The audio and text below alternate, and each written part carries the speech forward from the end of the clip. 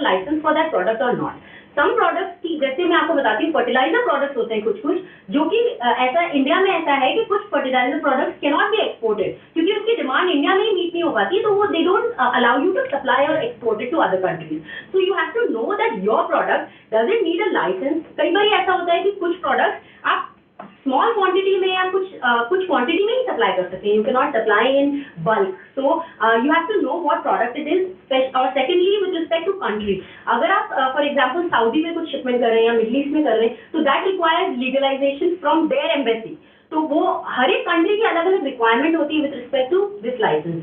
सो आपको you have to take care on your and you have whether you have an export license और not. That you can find out from your chamber of commerce. आपका local chamber of commerce पे आप जाइए, आप अपने product के बारे में बताइए and they let you know whether you need a licence और not. So and also in the case of an importer, जो आपका buyer है, वो भी same चीज the buyer has to take care whether he has an importing license for that product or not. So that is the first step of exports. The second thing is terms of trade. This terms of trade is basically the language of trade. जो भाषा होती है, जो terminologies होती हैं, you have to really be very important and very proficient with the language. तो terms of trade depends on two things. अब मैं आप थोड़ा सा पेशेंस रखिए, थोड़ा सा ट्रिकी है but you will understand in the end. So it depends. Terms of trade depends on two factors. One is the price. So price is that price that you quote to the customer. So तुम्हारे customer को आप जो price बताते हैं, that is the price. Now that price is not just the price of your goods. It is the price of the goods. And it involves the transportation, the logistics costs and all the customs and everything. So that's the first thing. The second thing is, now be very careful on that. The second thing is at what stage in the export process does the responsibility of the cargo shift from the buyer to the seller? तो कौन से phase पे, मतलब अब मैं आपको एक example actually बताऊंगी कि for example, I am a chocolate manufacturer in Nagpur. I am quoting to my customer. I have to sell. मेरा customer इटली में है and I have to sell to the customer at Venice port.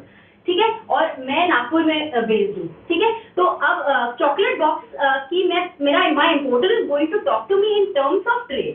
तो in terms of export, the terms that I used are, जैसे मैं आपको बताती हूँ, they are called Incoterms. तो Incoterms are those terms that are actually used in the process of trade. They are actually defined. ये basically standard guidelines है. These are standard terms that are used all over the world. क्योंकि obviously हर एक country का business करने का तरीका अलग है, उनकी लैंग्वेज अलग है, उनका सब कुछ अलग है. तो जब आप एक्सपोर्ट करते हैं तो एक स्टैंडर्ड 11 टर्म्स होते हैं जो सारी पूरे वर्ल्ड में all throughout they are same. So you have to know all these terms और उनका मतलब क्या होता है. क्योंकि आप अगर कोई कस्टमर, फॉर एग्जाम्पल आपको इटली में कोई कस्टमर मिला है, तो वो कस्टमर आपको बोलेगा कि आप मुझे प्राइस दीजिए FOB टर्म्स में. तो आपको पता होना चाहिए कि FOB क्या है. What is FOB? What is CIF? What is CNF? All these are different terminologies. तो ये 11 terms हैं. आप देखिए, Ex-Works, FA, FAS, FOB, ये सारे there are 11 Incoterms that are very important in export process. 11 Incoterms में से कुछ majorly used होते हैं, वो मैं आपको बताती हूँ. तो ये देखिए, फर्स्ट एक इनकोटर्म है. जैसे अगर आपके इंपोर्टर ने आपको बोला कि आप मुझे Ex-Works प्राइस दीजिए, तो what is Ex-Works price? Ex-Works price is, आपने नागपुर में चॉकलेट मैन्युफैक्चरर है तो आपकी फैक्ट्री से जो निकला हुआ प्राइस है, that is your Ex-Works price. उसके अंदर कोई ट्रांसपोर्टेशन कॉस्ट नहीं, कोई कस्टम प्राइस नहीं. That is the price that you have to quote. Importer will take care of everything else. Importer will take care की नागपुर से वो Mumbai port transportation, internal transportation की, वहाँ कस्टम क्लियरेंस की, वहाँ से शिप से वो इटली लेके आएगा अपने वेनिस पोर्ट पे, वहाँ की कस्टम क्लियरेंस की, and then he get it to his warehouse. That is all his concern. That is none of your business. When they ask you an Ex-Works price, that is the Ex-Works price. Then sometimes the customer will say कि आप मुझे price दीजिए FOB terms में. Now what is FOB? FOB is free on board. Free on board मतलब आप अपनी factory से आपका प्रोडक्ट निकला, फैक्ट्री से प्रोडक्ट निकला और मुंबई पोर्ट तक ट्रांसपोर्टेशन चार्जेस होंगे. तो द गुड्स प्राइस, फिर उसके बाद आपकी transportation cost, then the product will go to the Mumbai port. Mumbai port पे terminal handling charges, seal charges, container sealing charges, बहुत सारे अलग अलग एक्स्ट्रा कॉस्ट होती है पोर्ट पे.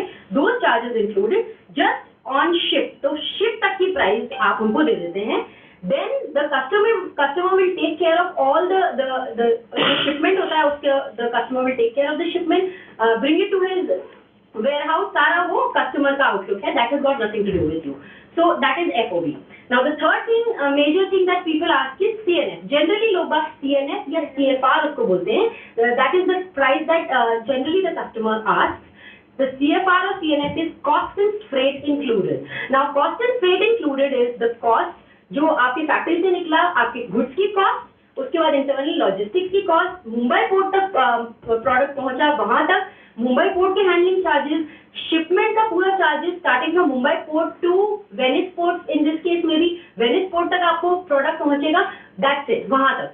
फिर the importer will take care of the clearance, customer clearance, duties pay करनी पड़ती है, वो प्रोडक्ट रिलेटेड ड्यूटीज पे करेगा, and then he take it to his own warehouse. So that is the CNF or CIF terms. Now the last thing or majorly वो इतना पूछते नहीं है, but normally people also ask for door delivery. Sometimes they'll tell you कि आप हमारे warehouse तक माल पहुंचाइए, तो उसके लिए they'll ask you कि आप हमें DDP terms में प्राइस कोट कीजिए. DDP is the product जो फैक्ट्री से निकला, internal transportation to Mumbai port charges, shipment cost, Venice port पे पहुंचा, वहां के कस्टम क्लियरेंस चार्जेस, फिर वहां का internal transportation and reaches to the warehouse of the customers, और ड्यूटी जितनी भी है वो सारा everything you have to pay and you have to take care of all of it. So basically this is how one deal takes place. कि आप तो ये सारी तो आपके कस्टमर आपको पूछेगा pricing. Now the other important thing to note in an export process is, अगर आपसे कभी भी एक्सपोर्ट कोई भी कस्टमर प्राइसिंग पूछता है, तो that pricing has to be either in dollars or euros. That is the major currency that export process works in. अगर आप इंडियन रुपीज में आप कभी कोट ना कीजिए. Indian rupees is not valid currency for international export. International export में you have to always quote in terms of dollars. ज्यादातर dollars use होता है, कभी कभी यूरो भी यूज होता है, तो मेजरली डॉलर्स और यूरो करेंसी में ही इंटरनेशनल एक्सपोर्ट होता है. तो दीज आर द 11 इनको टर्म्स मैंने आपको बताया. ये सारे ये देखिए, ये now this is very interesting, getting paid. आपने आपका you have your customer, now you have decided the rate, आपने प्राइसिंग वगैरह सब डिसाइड कर ली. Now you have to decide कि at what stage will he पे.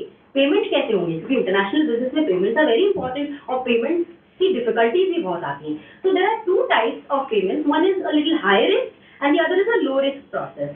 Now let's see, low risk में there are two types. Either आप जो सबसे बेसिक है कि आप एडवांस ले लें कि भाई 50% आप एडवांस दे दीजिए, 50% आफ्टर प्रोडक्ट रीचेज यू, या फिर 50% after the BL. BL is one of the documents, we will talk about it in detail later.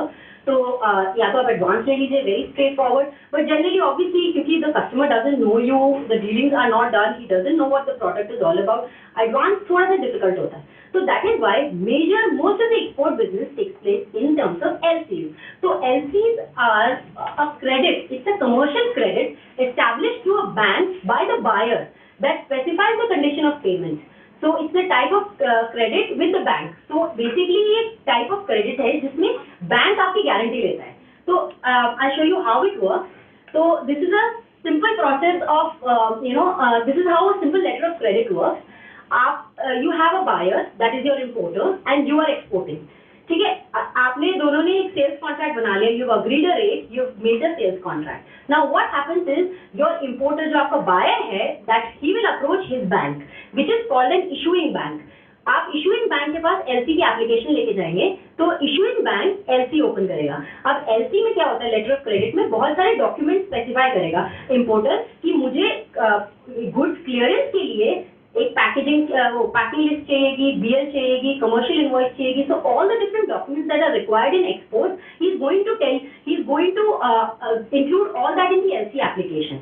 तो वो इशूइंग बैंक को LC अप्लाई करेगा. अब इशूइंग बैंक के पास जब LC आएगी, तब इशूइंग बैंक आपके बैंक को कॉन्टैक्ट करेगा, जो कि आप एक्सपोर्टर हैं, that is called as an advising bank. तो जब एडवाइजिंग बैंक के पास आएगी कि हाँ एक्सपोर्टर ABC, मैं ABC कंपनी का नाम देती हूँ, ABC के लिए LC खुली है बेसिकली. तो देन एडवाइजिंग बैंक को जब LC आती है, then the advising bank will contact you. वो ABC कंपनी को कॉन्टैक्ट करेगा कि सो एंड सो इम्पोर्टर ने आपके अगेंस्ट एक LC खोली है. तो जैसे एलसी खुलती है देन यू नो कि एक्सपोर्टर के पास सारे डॉक्यूमेंट्स आ जाते हैं कि कैसे डॉक्यूमेंट सारे बनाने हैं। तो then he produces the product and then he makes the shipment. अब शिपमेंट हो गया, उसके बाद शिपिंग होने के बाद डॉक्यूमेंट्स बनते हैं शिपिंग के। फॉर एग्जांपल इनवॉइस बनेगी, बिल ऑफ लेडिंग बनेगी, पैकेजिंग लिस्ट बनेगी। So all these documents are made and all these documents are then sent, so these documents are then sent to the bank. तो वापस आप अपने advising bank के पास देंगे original documents. These original banks are then sent to the issuing bank. जैसे ही issuing bank के पास वो डॉक्यूमेंट्स आए, वो देखेगा कि हाँ these documents are as per जो एलसी में डॉक्यूमेंट्स है, once they are correct and or if everything is in order, they make the payment. So the issuing bank will make the payment on your behalf basically. So that is the risk that the bank is taking. That is why it is a very safe way of working. So generally 90% of the international business runs on LCs. So this is how it works, but problems can arise in payments, you know, sometimes when there is a credit report customers की ठीक नहीं है, या bank की fraudulent है, ऐसी कोई situation है, या currency fluctuation बहुत ज़्यादा है, in that case, you know, problems in payments can arise. Now with this, मुझे एक बहुत ही you know अच्छा और important incident याद आता है जो मेरी खुद की life के साथ बहुत ज़्यादा attached है। So you know, when the business was going well, I came across a distributor जो इटली में based है। He was taking care of all the customers and what I was doing was मैं सारा product उनको supply करती थी, उनके warehouse में सारा प्रोडक्ट जाता था और उसके बाद it used to go to the customers basically. So then so क्या हुआ कि we had a dealing क्योंकि certain countries have different ways of working. For example मैं आपको बताती हूँ, इटली में the way they work is आप you know, since my product was used as a raw material in making that end product, तो वो मैं ship करती थी product, the product used to reach them, they used to use that raw material to make the final product, then they used to sell that product and then when they used to get the payment back, तो फिर वो पूरी chain को वापस back पे करते थे। तो you have to wait for about 60 to 90 days for your payment to come. तो या तो आप वो चीज को एक्सेप्ट करिए या फिर आप बिजनेस लूज कीजिए, आपके पास दो ही ऑप्शन थे। तो I decided to do the business. Now when you are doing the business, the other important thing is आपको ये पता होना चाहिए कि आप किसके साथ बिजनेस कर रहे हैं, because all the technology out there is all great, emails, WhatsApp, all this technology is great, but nobody can beat the touch of a hand, you know. This is something that is very important. You have to go meet your customer. So I can not stress the importance of this fact enough कि आप जिससे भी business कर रहे हैं, चाहे छोटा बड़ा, आप जाइए, उनसे मिलिए, उनके साथ डिनर कीजिए, पता कीजिए उनकी लाइक्स डिसलाइक्स क्या है, वो क्या पसंद करते हैं, क्योंकि आखिर हम सब लोग ही है ना। We are all humans, we all do business with humans, we are not all machines. Pricing and everything comes secondary, but human relations are always on the forefront. And I believe, मेरे experiences से human relations हमेशा आपको they will take you far. हमेशा आपको business में they give you an upper hand. So I always make it a chance. You know, people do business with people they like, right? अगर वो मुझे पसंद नहीं करेंगे, वो मेरे साथ थोड़ी business करेंगे, नहीं करेंगे। तो you know, you have to really be likable. You have to be a person that they can trust. तो वो ट्रस्ट कहाँ से आएगा? आप ईमेल्स पे ट्रस्ट नहीं कर सकते। आप कई बार एक दूसरे से भी बात करते हैं, जब हम व्हाट्सएप या ईमेल में बात करते हैं तो हम बोलना कुछ और चाहते हैं और सामने वाला समझ कुछ और लेता है। तो ये बहुत जरूरी है कि the point should be, you know, should go across very well, and that is why it is very important to, you know, sit, you know, मतलब साथ में बैठे और अक्रॉस द टेबल बैठे, सारी डील्स तब आप डिस्कस करें। तो I went to the customer, मुझे पूरा भरोसा था कि the customer is very good, the distributor is very good, everything is in order, and I agree for the business. Now we used to start with एक container. Now अब अगर आप export करते हैं, एक और चीज एडवांटेजेस होती है एक्सपोर्ट में कि अगर आप जैसे नागपुर से नासिक अगर सप्लाई कर रहे हैं, या नागपुर से क्लोज बाय मुंबई अगर आप सप्लाई कर रहे हैं, तो क्वांटिटीज थोड़ी लेस होती है, 1 carton, 2 carton, 10 carton, you know, may be एक small truck, but exports में quantity suddenly increases. So export की smallest quantity is a container, and that one container has got 20,000 kgs. तो आपका अगर this is one big advantage of exports, that the quantity substantially increases, and that is why export is such a rewarding business. It gives you the best value of your product, and that is why export is, you know, always a future progression in any manufacturer, for any manufacturer, so to say. So that is why, so first container से business शुरू हुआ, उसके साथ में first container अच्छे से हो गया, everything got well, मुझे पेमेंट मिल गया, I got into, फिर मैंने तो उन्होंने फिर 1 कंटेनर पर मंथ से 2 कंटेनर पर मंथ कर दिया। ठीक है, 2 कंटेनर पर मंथ हुआ, बट पेमेंट 60 डेज है, तो 2 महीने में मैंने 4 कंटेनर सप्लाई कर दिए, लेकिन 4 कंटेनर के बाद मुझे पेमेंट आना था। अब चार कंटेनर के बाद मुझे पेमेंट आना था मई में, और दिसंबर तक एक पेनी भी नहीं आया. And I was really in shock, and that was the time I was, I was getting married also, and all of those things were happening as well. So there were so many things in the background that were working, and I did not know how to, deal with all of this. But I kept the patience. December तक, then again it comes down to the fact that आप किसके साथ business कर रहे हैं. दिसंबर तक एक payment, एक पेनी भी नहीं आया, बट दिसंबर में उन्होंने मुझे एक लेटर लिख के दिया कि we understand and we know that we owe you this amount but we can not pay. और वो अमाउंट इतना ज्यादा था ना कि I would have just my whole life would crash. Basically that was the kind of risk that I took at that stage in life, and it would be very dangerous, if it wouldn't work out. And December में उन्होंने थोड़ा सा वो बोले हम installments में आपको पे करेंगे एवरी मंथ. तो फर्स्ट मंथ का इंस्टॉलमेंट आया, सेकंड का आया, थर्ड मंथ से दोबारा से पेमेंट नहीं आया. And I became really scared कि अब क्या होगा. 2-3 महीने फिर हो गए, फरवरी हो गई, मार्च हो गई, अप्रैल में मुझे पता चलता है that the distributor that I was working with is no more. So yeah, he got a heart attack and he died. So and it was like obviously my whole life came crashing. What will I do next? So that was the time I actually and that was the time मुझे पता भी नहीं है कि how to deal with this situation, because that's an Italian company. They have all the systems. उनके systems working है different है. So that's when I decided me and my husband, we decided we go and meet the customers. So thankfully he had a brother who was also in the business. But उसको एक word English का नहीं आता, वो सिर्फ Italian में बात करता है. मेरे को इंग्लिश हिंदी के अलावा कुछ और आता नहीं. तो अब हम कन्वर्स करें तो कैसे करें कन्वर्स. तो it was a very big difficulty, and that's when technology came into being कि I used Google translation. Google translator से I used to send him emails in Italian only. तो हमारी बात इटालियन में होती थी कि मैं सिर्फ इटली में इंग्लिश में लिख के ट्रांसलेट करके I used to email him and then he used to reply back. तो सारे हमारे कन्वर्सेशंस इटालियन में होते थे. And then I went to meet him. तो 2-3 महीने तक उनका पेमेंट नहीं आया. Then I went and met him. तब मुझे रियलाइज हुआ, तब उन्होंने मुझे बताया कि जब अगर 2 पार्टनर्स है बिजनेस में, एंड इटली में ऐसा रूल है कि if one of the partner dies तो सारे बैंक अकाउंट फ्रीज हो जाते हैं. एंड अंटिल एंड अनलेस जो नेक्स्ट एयर कौन है, जो नेक्स्ट टेक ओवर करेगा बिजनेस को, जब तक उसकी सहमति नहीं होती है, सारे सिग्नेचर्स करके या सारे ऑलमोस्ट डॉक्यूमेंटेशन सेट करके तब तक नहीं होता, तब तक दे डोंट रिलीज, एक पेनी भी रिलीज नहीं कर सकते. That is why they couldn't पे टू अस. अब मैं वहां नहीं जाती तो मुझे कुछ पता ही नहीं चलता. मैं घर में बैठ के रो रही हूँ कि यार ये क्या हो रहा है, this is my life is all crashing, this is not working well. But I went there and I understood their positions, and then they actually paid in installments, but they gave me certain checks. And till now they've cleared about 60%, but we still have 40 more. But at least we have an assurance. But ऐसा भी होता है payments में, मतलब देखिए, but at least you should know. अब उसमें इससे बहुत सारी चीजें सीखने को ये मिलती है कि आप शायद इनिशियली ना स्लो ग्रो कीजिए. मतलब you don't have to jump into things too quickly, क्योंकि कई बार ऐसा होता है when the business start coming you become mad, you become crazy. You like business आ रहा है ना, लेट्स गो फॉर इट. एक आ रहा है, 2 कंटेनर्स आ रहे हैं, तो you really become happy and overwhelmed. So you shouldn't be overwhelmed in that. ठीक है, take it slow, take it one step at a time, and take as much risk as you can take. मतलब अगर risk आप अच्छे से संभाल सकते हैं उसको, उतनी रिस्क लीजिए, उससे ज्यादा रिस्क लेने की कोई रिक्वायरमेंट नहीं है. So these were the 2 things that I really got out of this thing. और ये भी कि thankfully this person was a good person, he paid out, but otherwise if it doesn't work out, it doesn't work out as well. So exports is a risky business, but it's a rewarding business, so to say as well. So let's get to the different documents that are that are required in exports.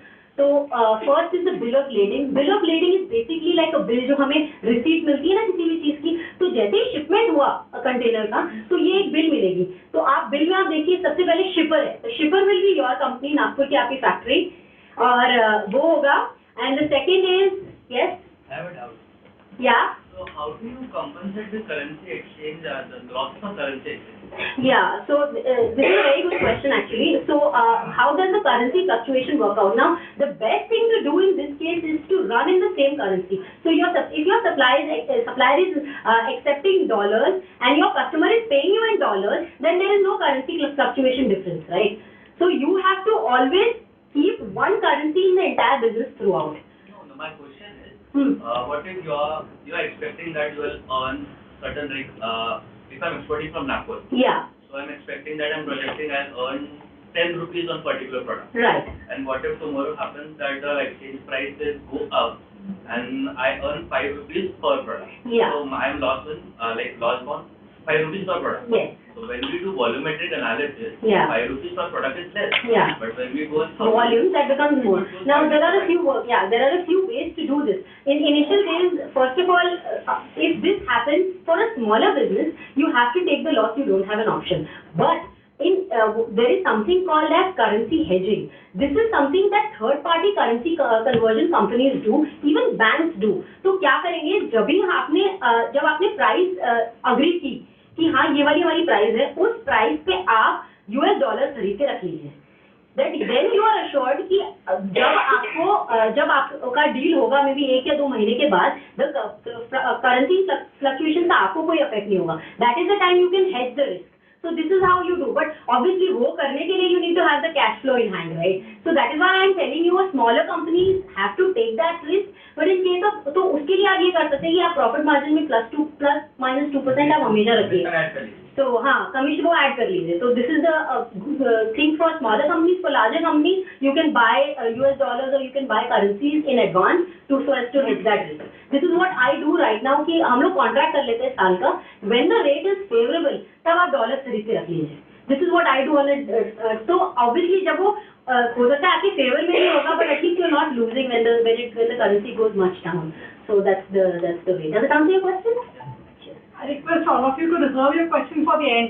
We are going to have an open house in the end. Just let us finish the presentation. Okay. Thank you, ma'am. So that's the BL. So you see your company name will be there in the shipper name. So in this case, the company name is ABC. So ABC आ जाएगा shipper में. फिर consignee name होगा आपका, जो भी importer है उसका नाम होगा consignee में. आप right corner में देखेंगे तो BL number है. तो that is a BL number basically. और जिस शिपिंग एजेंट से भेजेंगे, जिस शिपिंग कंपनी से भेजेंगे, उसकी वेबसाइट पे आपको शिपमेंट ट्रैक कर सकते हैं यूजिंग दैट BL नंबर. तो that is a tracking number basically. वो हो गया. नीचे आप देखेंगे तो वो वेसल नंबर है, ओशन वेसल. तो ऑब्वियसली आप शिपमेंट करेंगे, अगर कोई शिप से करेंगे तो वो शिप का नंबर होगा, वो वॉयज का नंबर होगा. तो वो सारा डिटेल्स के अंदर आएगा. लोडिंग पोर्ट क्या है और डेस्टिनेशन पोर्ट क्या है, वो सारा आपको वहां देना पड़ेगा. फिर you have to let them know what product it is. तो प्रोडक्ट डिस्क्रिप्शन में है name and type of product, वहां पे आप name and type of product दे देंगे, क्या उसकी पैकेजिंग है वो दे देंगे. तो this is how a BL is basically made. अब इस BL की 3 कॉपीज बनती है, तो 3 नॉन नेगोशिएबल कॉपीज. तो once the shipment is made आपको ये रिसीट मिलेगी, 3 कॉपीज मिलेगी. This is the first and the most important document that any export process will need. Second is the certificate of origin. A certificate of origin is an optional document that will actually be required by certain countries. For example, जैसे certificate of origin is also called as a free trade agreement, which is an FTA. तो कई बार जैसे India China हो गया, India Philippines हो गया, तो हम विद इन एशियन कंट्रीज एक ट्रेड अग्रीमेंट बना रहता है. तो उस ट्रेड अग्रीमेंट का डॉक्यूमेंट रहता है. तो if you are supplying, for example if I am supplying to Philippines on a regular basis, तो सर्टिफिकेट ऑफ ओरिजिन की जगह एक फ्री ट्रेड अग्रीमेंट मैं बनाऊंगी that is issued by my chamber of commerce, जो एक सर्टिफिकेट ऑफ ओरिजिन जैसा ही होगा, जिसमें ये पता चलेगा कि मेरा प्रोडक्ट नागपुर में बना है, मैं मैन्युफैक्चरर हूँ और मेरा इंपोर्टर ये है. तो this is the second document. Certificate of origin हर एक कंट्री के लिए अलग अलग टाइप से बनते हैं, और कुछ कंट्री के लिए रिक्वायरमेंट होती है और कुछ कंट्रीज में रिक्वायरमेंट नहीं भी होती है. So this is how this is the second document. The third and important document is the commercial invoice. Now this is one of the invoices from one of the shipments that we had in December. So you can see you have to शायद वो पूरा आ नहीं रहा है.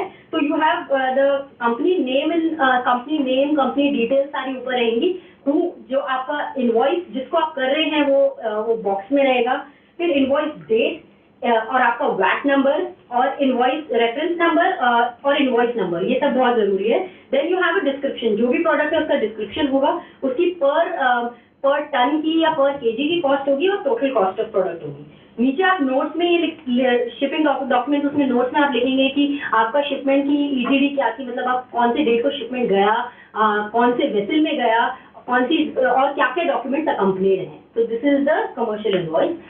Then this is the packing list. तो आप packing list में देख सकते हैं इनवॉइस का नंबर है ऊपर राइट हैंड साइड कॉर्नर में आप देखेंगे इनवॉइस नंबर एंड डेट। तो जिस डेट को इनवॉइस जनरेट हुई और जिस जो नंबर है इनवॉइस नंबर रहेगा, आप एज एन एक्सपोर्टर आपका नाम रहेगा, कंसाइनी का नाम रहेगा। अब जैसे ये वाला शिपमेंट था, ये देखिए मर्स्क लाइन से हुआ, तो वहाँ पे लिखा हुआ है वेसल नेम, वेसल या फ्लाइट नेम लिखा हुआ है, तो एमा मर्स्क से गया ये। पोर्ट ऑफ लोडिंग क्या है, चाइना चिंडाओ से गया, और पोर्ट ऑफ डिस्चार्ज क्या है, वेनिस इटली। फाइनल डेस्टिनेशन भी हमारा वेनिस है।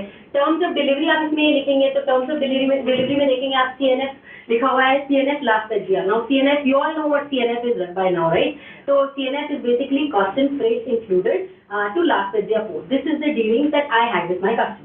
देन पेमेंट टर्म्स, अब पेमेंट टर्म्स अलग अलग अग्रीड होती हैं। तो इस केस में पेमेंट टर्म्स अग्रीड है because we know the customer. इस केस में अग्रीड है 50% advance and balance 50% after receipt of goods. तो ये है। फिर मार्क्स एंड नंबर्स, तो जो प्रोडक्ट का नाम है, प्रोडक्ट का साइज, जो भी डिस्क्रिप्शन है, पैकेजिंग कैसी है, तो 1.2 मेट्रिक टन जंबो बैग में पैक्ड है, एक कंटेनर है, एक कंटेनर में 24 टन आता है। तो सारा जो कंटेनर की जो लॉजिस्टिक्स है वो सारा कुछ पैकिंग लिस्ट में रहता है, but just that it doesn't include the price of the product.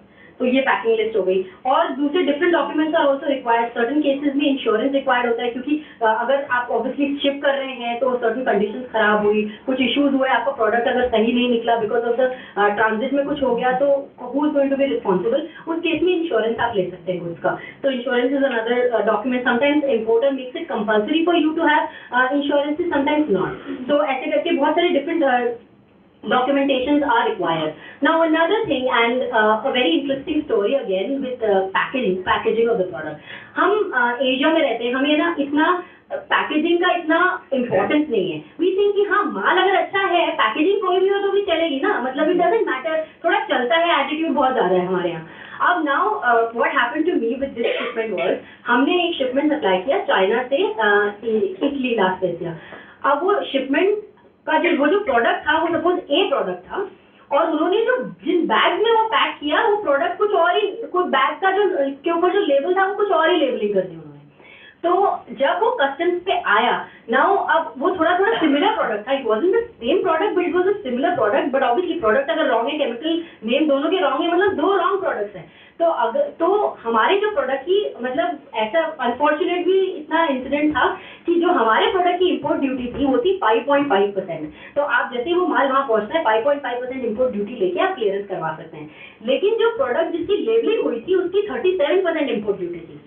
तो अब क्या हुआ कि इटालियन कस्टम्स को ये लगा कि आप दूसरा प्रोडक्ट स्मगल कर रहे हैं illegally in the name of another product, क्योंकि इंपोर्ट ड्यूटी आप कम देंगे और आप वो ज्यादा इंपोर्ट ड्यूटी वाला प्रोडक्ट मतलब स्मगल कर रहे हैं, ऐसा उनको लगा। और मुझे ये बात पता चली कि they are trying to put a case on you, मतलब तुमको वो स्रू करने वाले हैं। और मेरी हालत, मैंने बोला अब वी डोंट नो कि क्या हुआ। एंड अब ये हुआ, I contacted my supplier, I said आपने ये गलती कर दी। He is like no we haven't made any mistake. मतलब इन्होंने एकदम हाथ खड़े कर लिए कि अब हमने तो कोई गलती नहीं की है, हम इसका कुछ भी नहीं कर सकते। So what I did was, I knew a person. I said you go to the warehouse where the container yard where the cargo is, वहाँ जाके तुम फोटो खींचो और मुझे फोटो क्लिक करके भेजो, ताकि मैं उनको एज अ प्रूफ दिखा सकूँ कि तुमने प्रोडक्ट का नेम ही गलत लिख दिया। I sent them all of this. They said, फिर बाद में उनका क्या रिस्पॉन्स है सुनिए, वो और इंटरेस्टिंग। वो कहते हैं हाँ ठीक है, नाम गलत है लेकिन प्रोडक्ट तो सही है ना हमारा। मतलब उनको उसके बाद भी उसकी इम्पोर्टेंस नहीं है कि कितना जरूरी होती है पैकेजिंग राइट होना यूरोप में, मतलब you can not make mistakes like this. तो खैर वहां से तो कोई हेल्प नहीं। Then in that case obviously आपका कस्टम्स पे अटका हुआ है product. Now another important thing is export process में ना हर एक चीज की प्राइसिंग बहुत ज्यादा होती है, मतलब हर एक चीज ऐड ऑन होते होते कॉस्ट बहुत बढ़ जाती है। तो अगर एक कस्टम्स पे आपका प्रोडक्ट अटक गया तो पर डे के आपके पोर्ट चार्जेस इतने बढ़ जाएंगे कि एक दिन 2 दिन ऐसे करके 10 दिन के अंदर आपकी वैल्यू ऑफ गुड्स से भी ज्यादा हो जाएगा। देन उसको छुड़ाने का भी कोई मतलब नहीं रहा, बिकॉज आपकी सारी कॉस्ट ही चली जाएगी उसके अंदर। तो बेसिकली इस स्टेज पे सबसे इम्पोर्टेंट ये चीज है कि अगर कोई प्रोसेस में कहीं में भी अटका, whatever, अगर जैसे उस समय उन्होंने मुझे बोला कि आप 10,000 यूरोज रफली 7 लाख आप कैश दीजिए एज अ गारंटी कि आपका माल सही है। हम वहाँ से प्रोडक्ट को सैंपल को टेस्ट करते हैं, if the sample is right then we take penalty की लेबलिंग की जो पेनल्टी है वो लेके आपको बैलेंस हम रिटर्न कर देंगे। उस स्टेज पे nobody is ready to take that risk. Distributor बोल रहा है मेरी गलती नहीं है, सप्लायर तो बिल्कुल हाथ ही खड़े कर लिए। अब now it all comes down to me, so I said जो भी होता है whatever it takes to clear it, let's do it, because जब तक मेरे पास अगर गुड्स आएंगे, I can at least sell those goods and get my payment back, right? मैं अगर उसको वहाँ पे अटका के रखूंगी और उसके बाद अगर हाँ हो भी गया कि कस्टम्स ने कि प्रोडक्ट राइट है, तो उस प्रोडक्ट की कुछ वैल्यू ही नहीं बचती है। तो at that point I made a decision कि हाँ, will pay that money, will clear the goods and will supply to our customers. Thankfully वो हुआ, 10 दिन 15 दिन लगे उनको आने में, then they got back to us, they said the product is right, it's all okay. Another case ऐसा हुआ एक बारी, वो जो बच्चों का खेलने का शवल होता है, जो टॉय होता है, वो निकल गया एक बारी एक कार्गो में, और उन्होंने वो फोटो भेजी। इतने मतलब इतने इम्पोर्टेंट और इतने the value of the product आप समझिए, 1 kg 1.2 लाख का 1 kg है उसका, उस प्रोडक्ट का, और उसमें आप शवल डाल रहे हैं। मतलब बिल्कुल इम्पोर्टेंस ही नहीं, लोग मतलब वो रहता है ना कि बिल्कुल केयरलेस सम मिस्टेक करते हैं। तो that is where packaging and labeling and all of this is so important. आप एक्सपोर्ट बिजनेस करते हैं, you have to be spot on with everything, you can not go इधर उधर, आप बिल्कुल कुछ कर नहीं सकते, you can not make mistakes like this. So that's why, so these are some of the shipments that went. ये आप राइट में देखेंगे, इटली का शिपमेंट है, ये बीच में ये हमने यूएस भेजा था। तो ये डिफरेंट शिपमेंट्स, इनकी पैकेजिंग रिक्वायरमेंट्स अलग होती है, इनकी पैलेट रिक्वायरमेंट्स। तो राइट में आप देखेंगे 25 kg बैग्स हैं, ऑन पैलेट्स हैं और श्रिंक रैप्ड है। नीचे आप देखेंगे तो जंबो बैग्स हैं, विदाउट हुक्स, तो उनके हैंगर्स हैं। तो सबकी अलग अलग पैकेजिंग रिक्वायरमेंट होती है। तो you have to make sure कि your product is also safe ना। आप ऐसी पैकेजिंग करें कि at least the product is safe, because आज आपके वेयरहाउस से, आपकी फैक्ट्री से प्रोडक्ट निकलने के बाद उनको शायद 60 दिन या 70 दिन में प्रोडक्ट मिलेगा। आपकी प्रोडक्ट की क्वालिटी डिग्रेड नहीं होनी चाहिए within that, specially for perishable products, you have to be very careful on that. So then the next is shipping and logistics. तो शिपिंग एंड लॉजिस्टिक्स से इसके लिए इंपॉर्टेंट ये है कि to choose the right form of transportation. Sometimes shipment जो अपन ocean से बेचते हैं, सी से बेचते हैं, that might be a right way, but sometimes that might not be a right way. For example जैसे अपन कंप्यूटर चिप्स अगर कोई मैन्युफैक्चर कर रहा है, तो इट इज ऑलवेज बेटर कि आप उसको एयर से ट्रांसपोर्ट करें। तो you have to choose the right form of transportation. Every time one size fits all approach doesn't work here. It has to be very custom made for your product. You have to know कि कौन सा product है, उस हिसाब से आपका क्या form of transportation लगेगा। Now here freight forwarder plays a very important role. तो जैसे ही आपका शिपमेंट अग्री होता है, जैसे ही you have a buyer in hand, what you do is आप एक फ्रेट फॉरवर्डिंग कंपनी से कांटेक्ट कीजिए, they will advise you on, और आप ये बताइए कि हाँ हमें ये कंट्री में शिप करना है। With respect to the country, with respect to you, they will tell you all the documents that are required for export. वो आपको सारे डॉक्यूमेंटेशन से रिलेटेड एडवाइस देंगे, आपको रूटिंग एंड शेड्यूलिंग, क्योंकि डिफरेंट शिप्स कौन सी कहाँ कब शेड्यूल होती है, they guide you with everything. सारी लाइसेंसिंग रिक्वायरमेंट्स वो आपको बताएंगे। They also have counterpart, तो your freight forwarders will have a counter part in your importing country, so that helps your importer also. So sometimes what I do is, जैसे my freight forwarder, for example, if I'm supplying from China, my freight forwarder has a partner in Italy. So I tell my importer that I have a partner forwarder in Italy. So वो process simple हो जाता है, because it's all going to one company, right? They have a partner company, so वो process easy हो जाता है. So that becomes very easy. So freight forwarders are a very वो आपके डॉक्यूमेंट्स भी सारे बनाने में हेल्प करते हैं, so they are very important. And you choose your freight forwarder very well. And then next is the tax and non-tax barriers. तो वो tax और non-tax barriers basically change होते रहते हैं, क्योंकि for example if you are supplying nowadays, if you are supplying goods from China to US, you know that there is a China-US trade war, जिसकी वजह से there are a lot of import taxes implemented on goods coming from China into US. So that actually plays a very important role. Taxes and all these things change a lot, and that forms a part of your costing. So you have to be very important with respect to that. And with that, I'd like to add that exports is a it's a beautiful thing to do, and it's a natural progression to any manufacturer. If you want to have the right price for your product, आपकी product की price export से निकल के आती है। और हम generally सोचते हैं कि चाइनीज गुड्स इतने अच्छे हैं, everything happens from China, why do we need to, हमारी कॉस्टिंग कभी भी सेट नहीं बैठती। So you have to, in that case you have to always note that there is some buyer somewhere who is ready to purchase your products, because sometimes ऐसा होता है कि in US for example I been dealing with a few companies in US, they tell me कि हमें China से product चाहिए ही नहीं, we don't want products from China, and there are certain other products which we have an advantage over. For example like Ayurvedic products आप कह लें, जैसे इफ यू सी यूरोप में अगरबत्ती जो होती है ना, उनको इनकैंडेसेंट स्टिक्स बोलते हैं, they are so popular, I see it everywhere and they are all imported from India. So there are so many आपके कल्चर से रिलेटेड जो चीजें हैं, those have got a a lot of lot of demand. For example, in US, if you see, there are entire stores of Indian ethnic wear. So it's not like you don't have a scope in exports. Exports have got a huge scope. You have to stick to your culture. जो आपके culture से related चीजें that they'll never fade out. So whatever we are, जो हम यहाँ छोड़ रहे हैं वो लोग वहाँ अपना रहे हैं. हमने योगा छोड़ा, उन्होंने वहाँ योगा अपना लिया. हमने आयुर्वेदा छोड़ा, वहाँ उन्होंने आयुर्वेदा अपना लिया. तो जो हमारे रूट की चीजें हैं वो सारी चीजें वहाँ पे बहुत पॉपुलर हैं. They're sold a lot. So people who are into like maybe Ayurveda, herbal medicine, cosmetics, all of these are उसकी बहुत ज़्यादा डिमांड है. You just have to find the right buyer.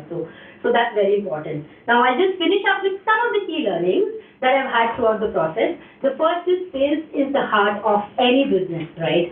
So जो मैंने